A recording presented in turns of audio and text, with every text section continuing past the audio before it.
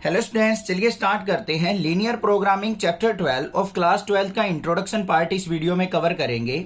Basic सी चीजें जो हमारी लीनियर प्रोग्रामिंग के अंदर यूज होती हैं उनको एक बार यहाँ पे समझेंगे और बाकी चैप्टर्स करेंगे, वहां से अच्छे से क्लियर होती चली जाएंगी चीजें। तो थोड़ा सा बेसिक ओवरव्यू लेके चलना जरूरी है। यहाँ पे इस चैप्टर के अंदर मेन जो पॉइंट आते हैं वो एक तो ऑब्जेक्टिव फंक्शन होता है और एक सब्जेक्ट टू कंस्ट्रेंट होता है। फिजिबल रीजन होता है, बाउंडेड अनबाउंडेड रीजन होता है। क्योंकि ग्राफिकल पोर्शन है तो वो छोटी छोटी चीजें हम यहाँ पे एक बार समझ लेते हैं, बाकी अपना चैप्टर के साथ अच्छे से क्लियर हो जाएंगी। सबसे पहले बात आती है कि लीनियर प्रोग्रामिंग को हम यूज कहाँ पे करते हैं, क्योंकि कोई भी चैप्टर स्टार्ट करते हैं तो हमें पता होना चाहिए इसका यूज कहाँ पे होने वाला है।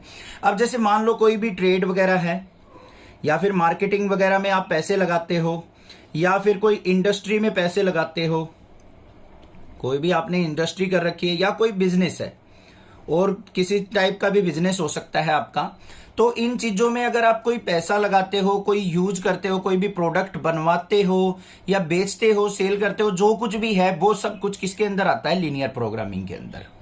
ठीक है, इसके अंदर सबसे पहली जो चीज आती है बच्चों वो आती है ऑब्जेक्टिव फंक्शन। मोस्ट इंपॉर्टेंट चीज है ये ऑब्जेक्टिव फंक्शन।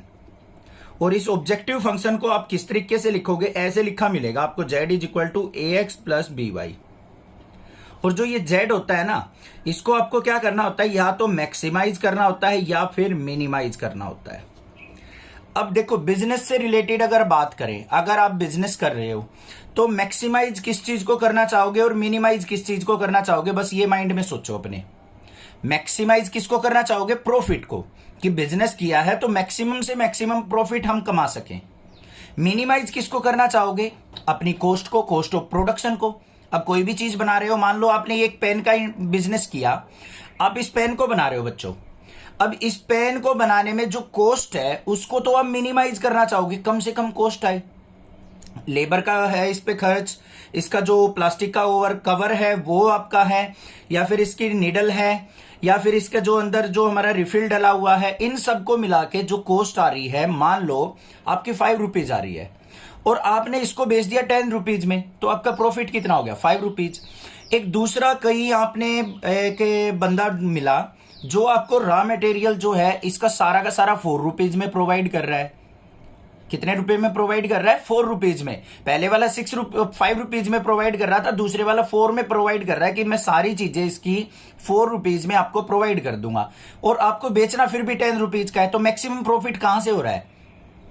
जहां पे आपको इसका रॉ मटेरियल 4 रुपीज में मिल रहा है, 6 रुपीज का प्रॉफिट पर पीस हो रहा है, और दूसरे वाला जो पहले वाला था उससे आपका कितना प्रॉफिट हो रहा है? 5 रुपीज। तो आपको ऐसी कंडीशंस देखनी होती है कि आपका प्रॉफिट तो मैक्सिमाइज हो जाए, ये हो गया हमारा प्रॉफिट, और मिनिमाइज क्या हो जाए? Cost of production. Cost of production. किसी भी बिजनेस को सक्सेस करने के लिए यही दो चीजें तो होती हैं, कॉस्ट ऑफ प्रोडक्शन कम होना चाहिए और प्रॉफिट मैक्सिमम होना चाहिए। यही चीज होती है हमारी ऑब्जेक्टिव फंक्शन। ठीक है, ऑब्जेक्टिव फंक्शन और किसी टाइप से भी हो सकता है। जैसे मान लो ऑब्जेक्टिव फंक्शन हो जाए, अब आप 12th क्लास का सिलेबस कर रहे हो, आपके माइंड में ऑब्जेक्टिव आएगा कि मुझे, आप यूट्यूब पे वीडियो सर्च करने लग जाते हो, कोई भी टॉपिक के लिए वीडियो सर्च करते हो, तो अब क्या देखते हो? 2-4 वीडियो जो टॉप में आ रही हैं उनमें से कम टाइम में किसने बताया है। टाइम जरूर देखते हो कि किसने कम टाइम में वीडियो बनाई हुई है, उस टॉपिक के ऊपर किसने ज्यादा टाइम में बनाई हुई है। अब जैसे लीनियर प्रोग्रामिंग का इंट्रोडक्शन है, एक टीचर ने बना रखी है भाई 25 मिनट की वीडियो, एक टीचर ने बना रखी है 10 मिनट्स में वीडियो। ठीक है, ये नेक्सा क्लासेज ने बना रखी है या किसी और टीचर ने बना रखी है, मान लो एग्जांपल, और ये आ गया अदर चैनल। आप वीडियो देखते हो, नेक्सा क्लासेस से आपको 10 मिनट में मिल गई। 10 मिनट में आप ये देखोगे, 10 मिनट में अगर आपको सारी बेसिक कंसेप्ट मिल गए तो आप किस चैनल पे जाना प्रेफर करोगे? नेक्सा क्लासेस पे। अब 25 मिनट के अंदर आपको बहुत सारा टाइम तो वेस्ट हो गया, डबल से भी ज्यादा टाइम वेस्ट हो गया, और वही कंटेंट जो यहां पे 10 मिनट्स में मिल रहा है वही 25 मिनट में मिल रहा है, तो आप कौन से चैनल को प्रेफर करोगे? 10 मिनट को। यही हो गया ऑब्जेक्टिव। मतलब कम टाइम में ज्यादा नॉलेज कहां से मिल रही है? समझ में आ गई ना बात? ऑब्जेक्टिव फंक्शन क्या हो गया आपको पता लग चुका है। ठीक है, उसके बाद आता है हमारा subject to constraint. Second condition जो होती है सब्जेक्ट टू कंस्ट्रेंट। अब ये सब्जेक्ट टू कंस्ट्रेंट का मतलब क्या होता है? लिमिटेशंस कह सकते हैं इसको या फिर कंडीशंस कह सकते हैं।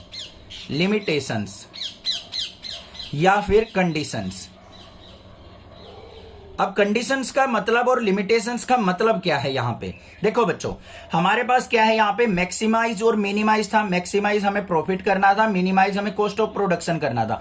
अब इन चीजों को करने के लिए हमें कुछ लिमिटेशंस और कंडीशन को फुलफिल करना पड़ेगा, तभी हम अपना प्रॉफिट मैक्सिमाइज कर सकते हैं और कॉस्ट ऑफ प्रोडक्शन मिनिमाइज कर सकते हैं।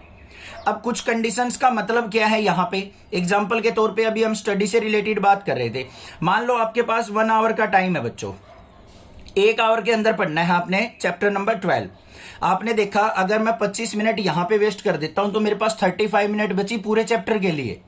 तो मैं भाई इस चैनल को प्रेफर नहीं करूंगा, ये मेरे पास कंडीशन है। मेरे पास तो कुल 1 आवर का टाइम है, तो मैंने क्या करना है? 10 मिनट अपने इंट्रोडक्शन पे लगा देने हैं और 15 या 20 मिनट्स मुझे एक्सरसाइज 12.1 पे लगाना है, या फिर मैंने 20 मिनट्स अपनी 12.2 पे लगाना है।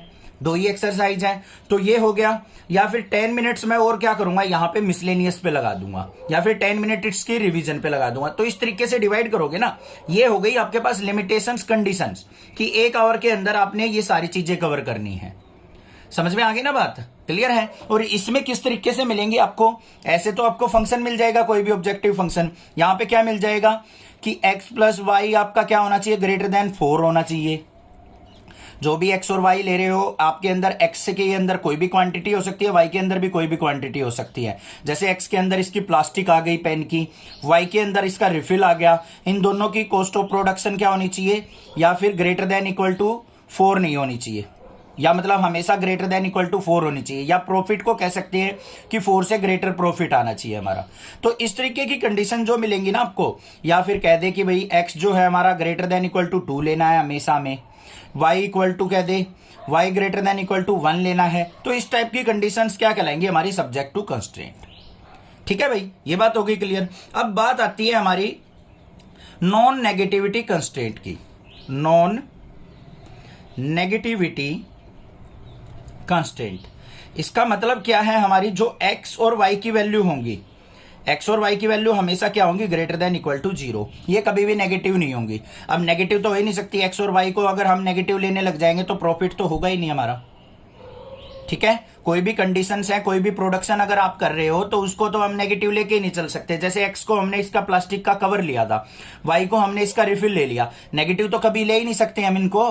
कोई ना कोई तो वैल्यू लेनी पड़ेगी, तभी तो हमारा पेन तैयार होगा।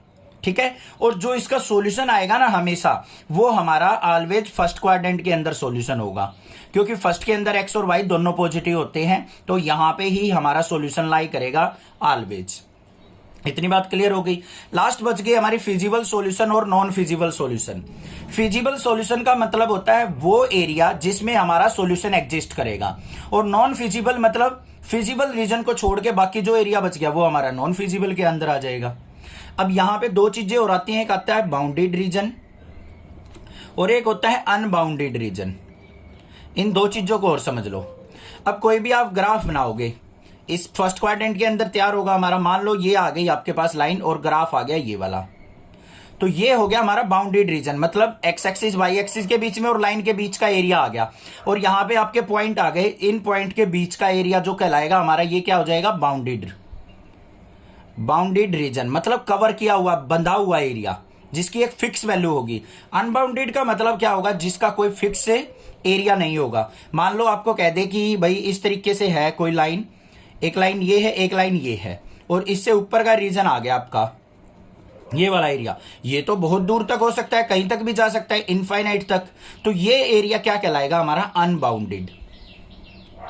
मतलब ये पॉइंट्स के द्वारा घिरा हुआ नहीं है, इसको हम अनबाउंडेड रीजन कहेंगे। बस ये चीजें चलेंगी चैप्टर के अंदर, बाकी कुछ भी नहीं है। अब हमने मैक्सिमम यहाँ पे 10 मिनट्स तक लिखा था कि भाई लीनियर प्रोग्रामिंग का जो इंट्रोडक्शन है 10 मिनट में कवर करेंगे। हमने नियर अबाउट 10 मिनट में ही कवर कर लिया। मोटी मोटी सी चीजें आपको समझ में आ गई होंगी चैप्टर के अंदर। ऑब्जेक्टिव फंक्शन क्या होगा? कोई भी ऑब्जेक्टिव आपको ये काम करना है, कंडीशंस को ध्यान रखते हुए करना है, तो वो आपकी सब्जेक्ट टू कंस्ट्रेंट हो गई। और ऑलवेज हमारा सॉल्यूशन फर्स्ट क्वाड्रेंट में लाई करेगा। बाउंडेड और अनबाउंडेड रीजन क्या होगा वो आपको बता दिया। फिजिबल और नॉन फिजिबल भी बता दिया आपको। ऑन अनफिजिबल, फिजिबल मतलब हमारी कंडीशंस को फुलफिल करता हुआ रीजन कहलाएगा, और फिजिबल रीजन को हो गया कौन सा होगा, जो हमारी कंडीशंस को फुलफिल नहीं करेगा। तो चैनल को सब्सक्राइब करना आने वाली वीडियोज की नोटिफिकेशन के लिए, और अपने नेक्सा क्लासेस चैनल को सपोर्ट करते रहिए। Thank you students for watching Nexa classes video.